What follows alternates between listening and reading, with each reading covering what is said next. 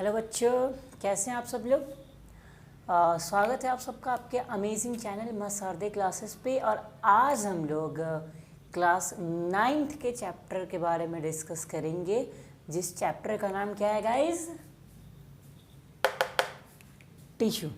ठीक है, तो आप लोग टिश्यू को समझने के पहले एक चीज़ और समझिए कि सेल क्या होता है। सेल जो होता है ना, so fundamental basic unit of life होता है। क्या होता है? Cell is a what? Fundamental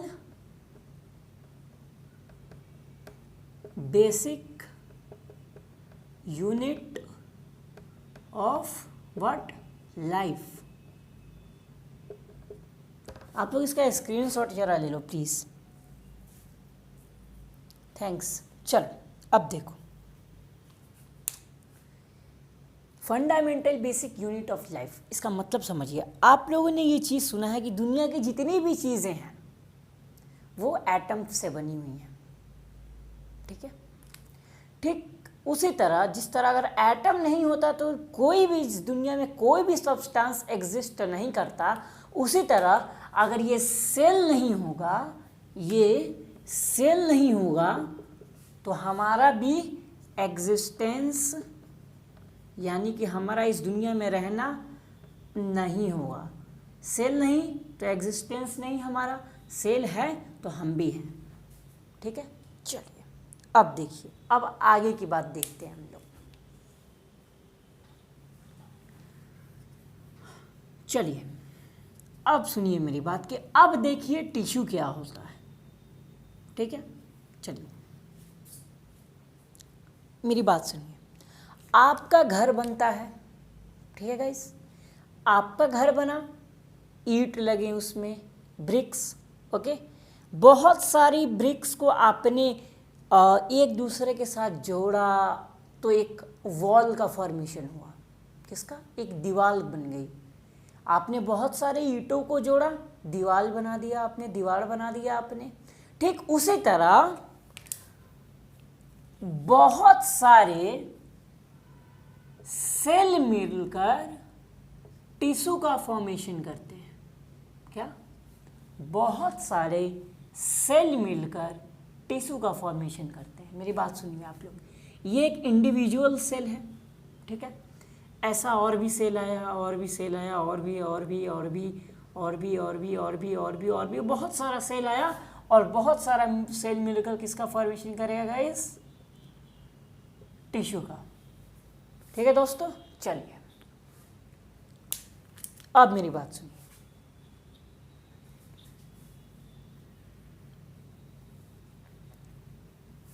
अब सवाल यहां पे आपके मन में ये उठना चाहिए कि ठीक है,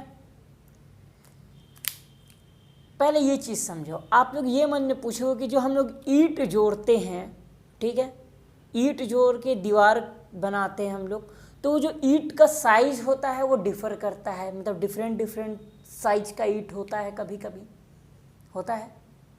या फिर कभी कोई ईंटा अगर टूट गया तो वो शेप तो चेंज हो गया, है कि नहीं? फिर भी तो हम लोग उस ईंटों को जोड़ के दीवार बनाते हैं कि नहीं बनाते हैं? बनाते हैं। तो एक बात सुनिए, अभी हम लोगों ने क्या देखा कि बहुत सारे मेनी सेल्स, बहुत सारे सेल्स किसका फॉर्मेशन करते हैं? टिश्यू का। अब सवाल ये उठेगा कि जो ये बहुत सारे सेल्स हैं वो किसी सिंगल टाइप के हैं, सिंगल ग्रुप के हैं, या फिर डिसिमिलर ग्रुप? सिमिलर ग्रुप यानी एक ही टाइप के सारे सेल हैं, या फिर डिसिमिलर ग्रुप अलग अलग टाइप के? मतलब कि देखो, एक ये ग्रुप ऑफ सेल हो गया, ये टिश्यू बनाया, और एक ये टिश्यू बनाया, और एक ये है। जो ब्लू मार्कर है ना, वो दूसरा टाइप का सेल है। ये होता है कि ये सिमिलर टाइप के सेल से बना हुआ होता है टिश्यू, या फिर डिसिमिलर टाइप ऑफ सेल से। तो मेरी बात सुनिए, आप लोगों ने पढ़ा होगा कि सिमिलर टाइप ऑफ सेल के मिलने से टिश्यू बनता है। बट एक चीज़ आप लोगों को बताता हूँ, सेल जो होता है ना दोस्तों, वो सिमिलर और डिसिमिलर दोनों ग्रुप ऑफ सेल के मिलने से बनता है। क्या?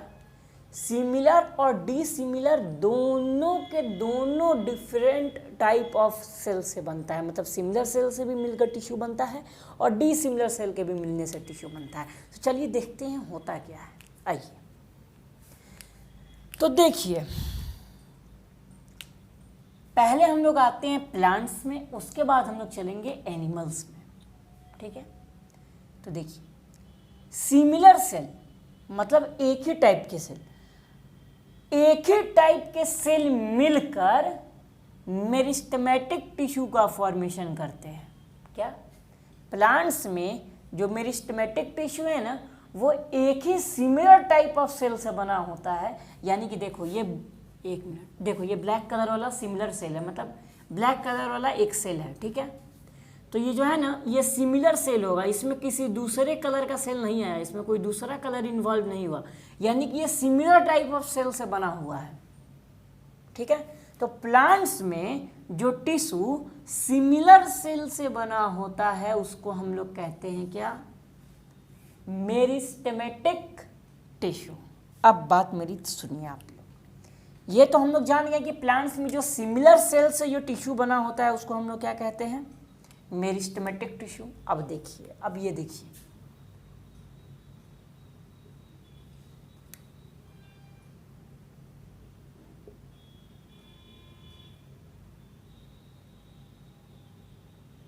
अब देखिए, अब यहाँ पर ये ब्लैक कलर भी है, ब्लू कलर भी है, यानी कि ये ब्लैक वाला एक ग्रुप का है और ये ब्लू वाला दूसरे ग्रुप का है, यानी कि डिफरेंट ग्रुप ऑफ सेल यहाँ पे है, डिसिमिलर ग्रुप ऑफ सेल है, यानी कि सिमिलर नहीं है, ब्लैक वाला है, ब्लू वाला भी है कि नहीं? तो यहाँ पे डिसिमिलर ग्रुप ऑफ सेल है और डिसिमिलर ग्रुप ऑफ सेल भी टिश्यू का फॉर्मेशन करते हैं।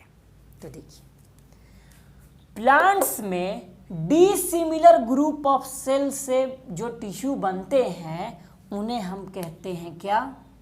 जाइलम और फ्लोएम। क्या कहते हैं हम लोग उसको? जाइलम और फ्लोएम।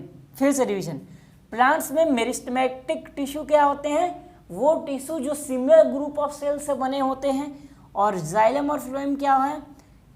वैसे टिश्यू हैं जो कि डिसिमिलर ग्रुप ऑफ सेल से बने होते हैं। अब देखिए, अब एनिमल्स में जो tissue similar group of cell से बने होते हैं उनको हम लोग कहते हैं क्या? Epithelial tissue. क्या कहते हैं?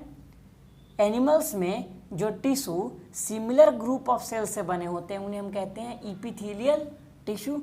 और एनिमल्स में जो टिश्यू डिसिमिलर सेल से बने होते हैं, अलग अलग ग्रुप ऑफ सेल से बने होते हैं, वो ब्लड होते हैं और भी टिश्यू होते हैं, एरोलर टिश्यू होते हैं और भी होते हैं। आप पूछोगे कि ये ब्लड कैसे, टिश्यू कैसे हो गया? जब हम लोग कनेक्टिव टिश्यू पढ़ेंगे ना, तब blood is a connective tissue. क्योंकि देखिए, ब्लड में आरबीसी है, डब्ल्यूबीसी है, प्लेटलेट्स है, तीनों तो सेल है ना, डिफरेंट टाइप ऑफ सेल्स हैं तीनों, है ना? तो तीनों सेल्स मिलकर ब्लड का फॉर्मेशन करते हैं, तीनों सेल्स मिला के ब्लड में तीनों सेल्स होते हैं ना। तो ब्लड भी एक कनेक्टिव टिश्यू है।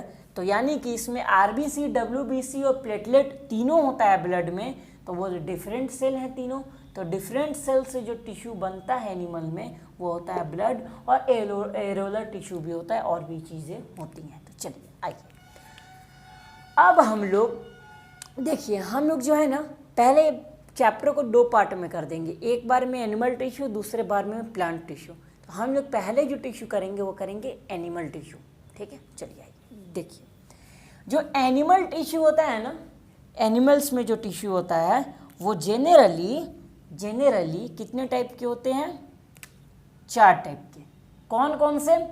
सबसे पहला होता है इपीथीलियल टिश्यू। क्या होता है सबसे पहला? Epithelial tissue.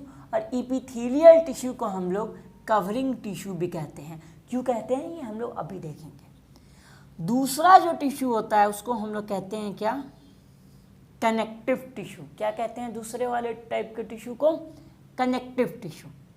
ठीक है, तीसरा जो होता है वो होता है मस्कुलर टिश्यू। क्या होता है तीसरा? Muscular tissue.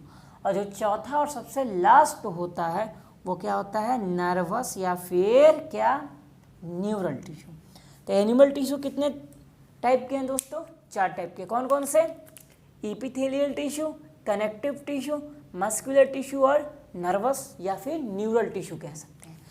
अब आइए हम लोग सबसे पहले टिश्यू के बारे में पढ़ेंगे जिसको हम क्या कहेंगे? Epithelial tissue. क्या पढ़ेंगे हम लोग सबसे पहले? इपिथेलियल टिश्यू के बारे में। चलिए आइए तो देखिए, इपिथेलियल टिश्यू जो होता है ना वो कवरिंग टिश्यू होता है। ये दूसरे टाइप के टिश्यू को ये कवर करता है। मेरी बात सुनिए, कपड़ा क्या है आपके लिए? कवर करने का काम करता है ना, बिल्कुल उसी तरह इपिथेलियल टिश्यू कवरिंग करने का काम करता है। तो देखो ये नीचे मान लो, सपोज कर लो ये क्या है? कनेक्टिव टिश्यू है। सपोज कर लो कनेक्टिव टिश्यू है। तो ये कनेक्टिव टिश्यू के, इस कनेक्टिव टिश्यू के जस्ट ऊपर ये इपिथेलियल टिश्यू होगा। इपिथेलियल टिश्यू क्या करेगा? इस कनेक्टिव टिश्यू को ये इपिथेलियल टिश्यू कवर करने का काम करेगा, उसको ढक के रखेगा। क्या करेगा? कवरिंग का काम करेगा। तो क्या होता है इपिथेलियल टिश्यू? एक कवरिंग टिश्यू होता है। क्यों होता है? Because it protect other organs of the body. ये दूसरे ऑर्गन्स को या फिर दूसरे टिश्यूज को भी बोल सकते हो बॉडी के, ये क्या करता है? कवर करता है।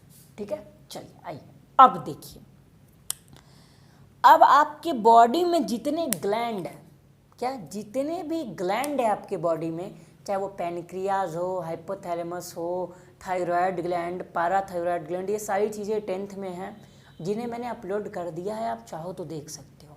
ठीक है, तो जितने भी ग्लैंड हैं आपके बॉडी के अंदर वो सारे के सारे इपिथेलियल टिश्यू से बने होते हैं।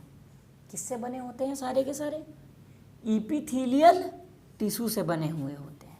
तो चलिए अब एक चीज़ देखिए, अब जो हम लोग अभी पढ़े हैं क्या कि सेल जो होते हैं कंबाइन करके किसका फॉर्मेशन करते हैं? टिश्यू का। ये एक सिंगल सेल है, मान लो ये सिंगल सेल, चारों सेल मिला मतलब सारा का सारा सेल मिल गया, किसका फॉर्मेशन किया? टिश्यू का। चलिए देखिए अब एक चीज़ देखिए,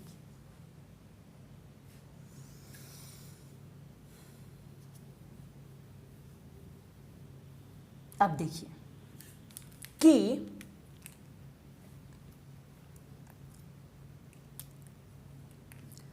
जो ये इपिथेलियल टिश्यू होता है ये भी एक टिश्यू है, तो इसमें भी सेल के कॉम्बिनेशन से बना हुआ होगा ये।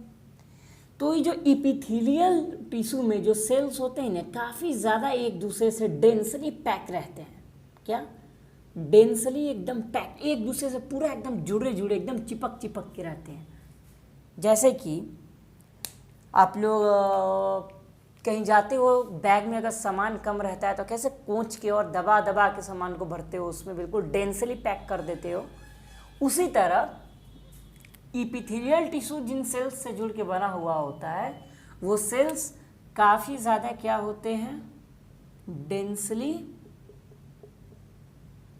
पैक्ड होते हैं। ठीक है, डेंसली पैक्ड होते हैं। अब मेरी बात सुनिए आप लोग। ठीक है, चलिए तो ये चीज़ क्या लिखी हुई है कि सेल्स आर डेंसली पैक्ड।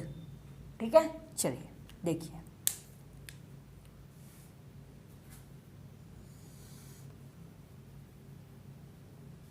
चलिए अब एक चीज़ आप लोगों को और बताता हूँ।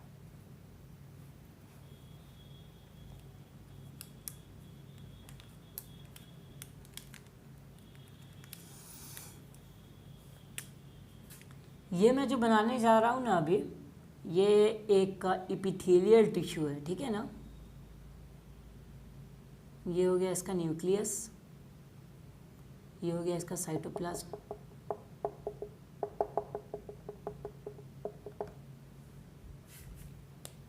चलिए देखिए, ये इसका है दोस्तों, क्या है ये? इसका न्यूक्लियस है, ये इसका क्या है, साइटोप्लाज्म, ये क्या है, एपिथेलियल टिश्यू है। अब देखिए, अब जो एपिथेलियल टिश्यू है ना, एपिथेलियल टिश्यू के बिल्कुल नीचे, एपिथेलियल टिश्यू के एग्जैक्ट नीचे यहाँ पर एक नॉन सेलुलर बेसमेंट मेम्ब्रेन होता है। सीधा समझो आप लोग, बिल्कुल एपिथेलियल टिश्यू के बिल्कुल नीचे एक मेम्ब्रेन होता है जिसको हम लोग क्या कहते हैं, बेसमेंट, क्या बेसमेंट, क्या मेम्ब्रेन, क्या कहते हैं, बेसमेंट मेम्ब्रेन। अब देखिए ये बेसमेंट मेम्ब्रेन का काम क्या होता है। तो जो ये बेसमेंट मेम्ब्रेन होता है ना, ये इसका नेचर इलास्टिक होता है। क्या होता है ये, इलास्टिक इन नेचर। अब एक चीज़ पता है आपको कि जो चीज़ इलास्टिक होती है वो थोड़ा मूवेबल होती है, उसको हम लोग आराम से मोड़ सकते हैं, है कि नहीं, बिल्कुल। चलिए अब देखिए, अब जो ये इलास्टिक इन नेचर है, इसलिए है क्योंकि जो ये एपिथेलियल टिश्यू है उसको ये मूव करने में आसानी हो, इसीलिए ये बेसमेंट मेम्ब्रेन इलास्टिक नेचर का होता है। क्या, एक चीज़ बताओ, आपका बॉडी काम करेगा, ठीक है, बॉडी काम करेगा तो ऑर्गन मूव होगा ही होगा, होगा ना। आप दौड़ते हो तो पैर में मूवमेंट, हाथ में मूवमेंट, ये सारी जगह मूवमेंट होती हैं, ठीक है, हर एक ऑर्गन आपका मूव करेगा, ठीक है। तो उसी समय क्या होगा, जो बेसमेंट मेम्ब्रेन है, जो ये एपिथेलियल टिश्यू के नीचे प्रेजेंट होता है, ये इलास्टिक नेचर का होता है, ठीक है, इलास्टिक नेचर का है। तो ये इलास्टिक नेचर का है तो क्या करेगा, एपिथेलियल टिश्यू को क्या करेगा, मुड़ने में आसानी होगा इसके कारण, ठीक है। चलिए अब मेरी बात सुनिए, अब आपके बॉडी में जितना भी ऑक्सीजन का डिफ्यूज़न होता है, मेरी बात सुनिएगा, ऑक्सीजन जो आप लोग बॉडी के अंदर यूज़ करते हैं, जो डिफ्यूज़ करते हैं, वो उसमें भी ये बेसमेंट मेम्ब्रेन ही मदद करता है। तो मैं यहाँ लिख देता हूँ, हेल्प्स इन ऑक्सीजन डिफ्यूज़न, ठीक है ना। तो ये आज के लिए इतना ही काफ़ी है। अगर अच्छा लगा हो तो प्लीज़ इस चैनल को लाइक, सब्सक्राइब और शेयर करिए, जितना ज़्यादा से ज़्यादा हो सके करिए, और हम लोग जल्दी ही अगले लेक्चर के साथ हाजिर होंगे। Thank you.